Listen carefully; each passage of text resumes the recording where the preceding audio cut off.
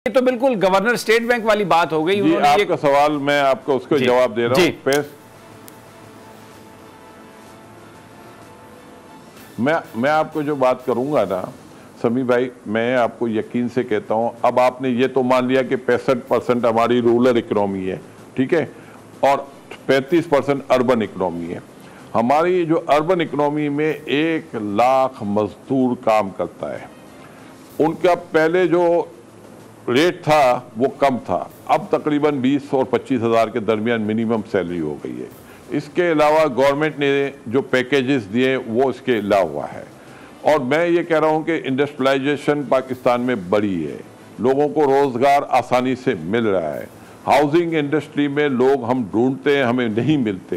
पहले northern areas में development कम हो रही थी, अब बहुत ज़्यादा हो रही है। पाकिस्तान में टूरिज़्म बढ़ी है, तो नॉर्दर्न एरिया से जो लेबर यहाँ कराची आती थी अब वो नहीं आ रही है, क्योंकि उनको रोज़गार वहाँ अच्छा मिल रहा है।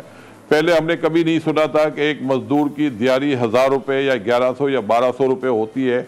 अब हम देख रहे हैं कि 1100 1000 से लेके 1200 रुपये वो कमा रहे हैं।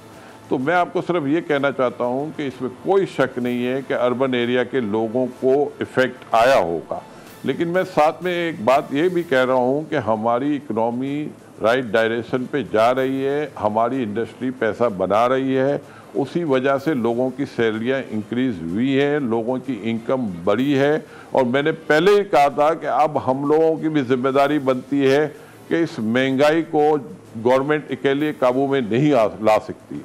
हमारी जिम्मेदारी बनती है कि हम अपने एम्प्लॉयज़ की सैलरी को बेहतर करें ताकि उस महंगाई का वो मुकाबला कर सके।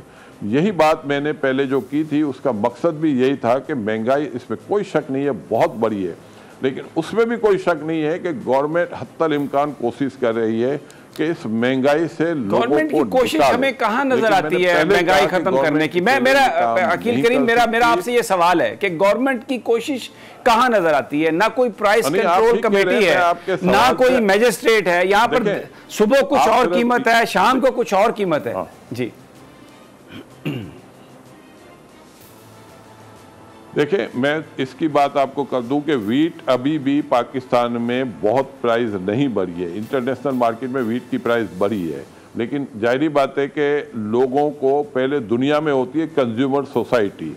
जब कोई चीज़ की प्राइस बहुत बढ़ जाती है तो वो उसको खाने में कमी लाते थे, लेकिन पाकिस्तान में क्योंकि लेबर तबका है, रोटी तो आप कम नहीं कर सकते। लेकिन अभी भी मैं पंजाब में देख रहा हूँ 1100 रुपये में 20 kg आटा मिल रहा है, और ये क्रेडिट हम गवर्नमेंट को दे सकते हैं। यूनाइटेड नेशन की ये रिपोर्ट है अकील करीम साहब, यूनाइटेड नेशन की। मैं आपको अक़वाम मुत्तहिदा की रिपोर्ट बता रहा हूं कि पाकिस्तानी अब 3 टाइम का खाना नहीं खाते, वो 2 टाइम का खाना खाते हैं। 47% ग्रोथ हमारे बच्चों की स्टंटेड ग्रोथ है। उनको पूरा वो चीज़ें, उनकी न्यूट्रिशन, उनको खाना नहीं मिलता, पीने का पानी साफ नहीं मिलता।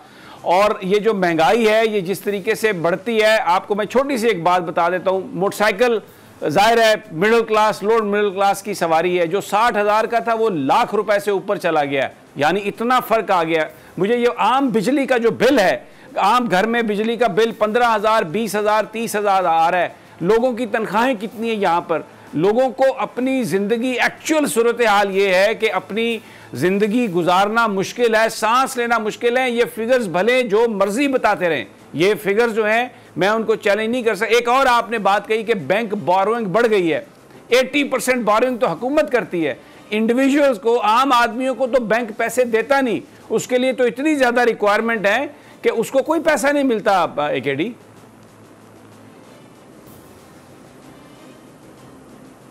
देखें, जो एडवांस टू डिपॉजिट रेशो होता है ना, वो लोकल बोरोइंग का होता है, गवर्नमेंट की बोरोइंग का नहीं होता। और लोकल बोरोइंग बढ़ी है, जिसकी वजह से मैंने आपको ये बताए। इसके अलावा गवर्नमेंट ने ट्रस्ट की सूरत में 500 अरब रुपए दिए। फिर कोविड के लिए सैलरीज की सूरत में भी गवर्नमेंट ने 300 अरब रुपए दिए। तो आप ये देखें कि ये बहुत बड़ी अमाउंट थी जो इंडस्ट्रियलाइजेशन के काम आई है, और वहाँ से लोगों को रोज़गार मिलना शुरू हुआ है। वहाँ से आपकी इंडस्ट्री की कैपेसिटी बढ़ी है, उसी की वजह से आपकी एक्सपोर्ट बढ़ी है। और जो आपने बात की कि पाकिस्तान में लोगों को खाने की, देखें पाकिस्तान में एक बात आपको क्रेडिट देना होगा कि पाकिस्तान में वेलफेयर ऑर्गेनाइजेशन भी बहुत बड़ा काम करती है। हम सिर्फ आपको एक बात यकीन से कह सकते हैं कि इस वक्त कराची में 4 से 5 लाख आदमियों को सिर्फ 4-5 इदारे ऐसे हैं जो रोज खाना खिलाते हैं 3 टाइम का। ये ठीक तो है, ये बात आपकी ठीक है, मैं इस बात को तस्लीम करता हूँ कि बहुत सारे दस्तरखान हैं, बहुत सारे अमीर लोग हैं, वो बिजनेसमैन वो खाना देते हैं, ये बात आपकी बिल्कुल दुरुस्त है। लेकिन वो तो एक और वो तो एक डोमेन में हम चले जाते हैं, चैरिटी की डोमेन में चले जाते हैं। असल मसला ये है कि ये कहा जाता है कि जी एक्सपोर्ट्स बढ़ गई, जो हुकूमत के जो करने के काम थे, लेबर लॉज को इंप्लीमेंट करना था। मुझे ये बात बताएं, $10 बिलियन टेक्सटाइल इंडस्ट्री और पता नहीं क्या क्या हमें GSP प्लस के फवायद बताए जाते हैं। जो लेबर क्लास है उसको जो प्रॉफिट है उसको कहां ट्रांसलेट होता है, उसको कहां पर जाके मिलता है? मुझे बताएं ना कि किसी फैक्ट्री में जो लेबर है उसकी जो तनख्वाह है वो 50 गुना बढ़ गई हो, उसका मेडिकल दे दिया गया हो। ये वो हुकूमत के जो काम थे कवानीन बनाने के, जिससे गरीब आदमी का इस्तेसाल खत्म हो, मजदूर का इस्तेसाल खत्म हो, वो कहां नजर आते हैं कि हुकूमत ने वो कदम उठाए? मेरा अपना ख्याल है, आप बिल्कुल ठीक कह रहे हैं, हमें इस गवर्नमेंट के हाथ मजबूत करने हैं। अगर ये हाथ मजबूत हो गए तो कुछ करने के काबिल हो गए। अगर हम इनको क्रिटिसाइज करते रहेंगे तो वो कुछ नहीं कर पाएंगे। हमारे सपोर्ट की उनको ज़रूरत है, और अगर आज हम सपोर्ट करेंगे तो मैंने कहा ना कि GIDC इन्होंने ख़त्म किया, उससे गरीब आदमी को फ़ायदा हुआ। उन्होंने एहसास प्रोग्राम शुरू किया, गरीब आदमी को फ़ायदा हुआ। हेल्थ प्रोग्राम शुरू किया, गरीब आदमी को फ़ायदा हुआ है। अभी 120 अरब रुपए पैकेज फर्दर दिया, गरीब आदमी के लिए है। तो मैं ये समझता हूँ कि हमें उनकी अच्छी चीजों को अप्रिशिएट करना चाहिए ताकि उनका दिल बड़ा हो। और ये दिल तो बहुत बड़ा है अल्हम्दुलिल्लाह, बहुत सारे लोगों की AKD पॉकेट्स भी बहुत डीप और बहुत बड़ी हो गई हैं। ये तो मैं आपसे एग्री करता हूँ, हुकूमत को अच्छे कामों की सपोर्ट मिलेगी, लेकिन लोगों के जो मसाइल हैं वो भी बताना बहुत ज़रूरी है। अभी आप वज़ीर-ए-आज़म साहब की तकरीर सुने, वज़रा की तकरीर सुने, दुनिया के साथ महंगाई का कंपैरिजन करते हैं, सब अच्छा की कहानी सुनाते हैं, गरीब का दुख दर्द कोई महसूस करने के लिए तैयार नहीं। मेरा क्योंकि वक्त कम हो रहा है, मैं एक ज़रूर आपसे सवाल करना चाहता हूँ। ये जो डॉलर की प्राइस थी, ये बाकर रजा साहब गवर्नर स्टेट बैंक, और इन्होंने कोई इंटरवेंशन नहीं की। जिस तरह मिस्र में करेंसी का बुरकस निकाल दिया, यहाँ पर भी ये जा रही है, ऊपर जा रही है, नीचे आ रही है, कोई पूछने वाला नहीं है, कोई पकड़ने वाला नहीं है। ये इसका कुछ बताइए कि ये कैसे कंट्रोल होगा अभी आगे? ये तो बहुत एक बड़ा संगीन मसला है डॉलर की प्राइस से। देखिए, मैं आपको बताता हूँ, ये बात आपकी 100% ठीक है कि रुपये का वीक होना हमारे लिए मौत है, और ये रुपये किसी सूरत में वीक नहीं होना चाहिए। लेकिन रुपये को रोकने के लिए भी हमें रिजर्व चाहिए, इसमें कोई शक नहीं है कि इस वक्त हमारा रिजर्व स्ट्रॉन्ग है। लेकिन हमारा मसला ये है कि हमें घूम फिर के IMF के पास जाना पड़ता है। जब आप IMF में जाते हैं तो वो आपको एक बात ज़रूर कहते हैं कि आप रुपये को फ्री फ्लोट करें। अब फ्री फ्लोट, हमारी जेब इतनी, हमारी पॉकेट डीप नहीं है कि इसको हम फ्री फ्लोट कर सकें। जहाँ हम फ्री फ्लोट करने जाएंगे आपको स्पेकुलेटर उठा के फेंक देगा। और पिछले दिनों आप देखेंगे स्पेकुलेटर ने जब देखा कि धरना भी हो रहा है, पाकिस्तान को पैसा भी नहीं मिल रहा है, IMF का पैकेज भी डिले हो गया है, तो उन्होंने सबसे पहले रुपये पे अटैक किया। और आप देखें 152 रुपये 175 पे चला गया।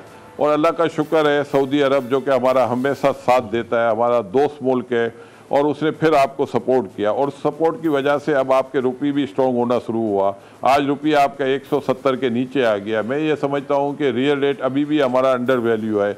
आने वाले दिनों में रुपये फर्दर हम स्ट्रॉन्ग होता हुआ देखेंगे, और अगर ये 160 और 65 के दरमियान आ जाता है तो मैं समझता हूँ गवर्नमेंट को जो ऑयल वगैरह की प्राइस बढ़ानी पड़ेगी वो शायद ना बढ़ानी पड़े।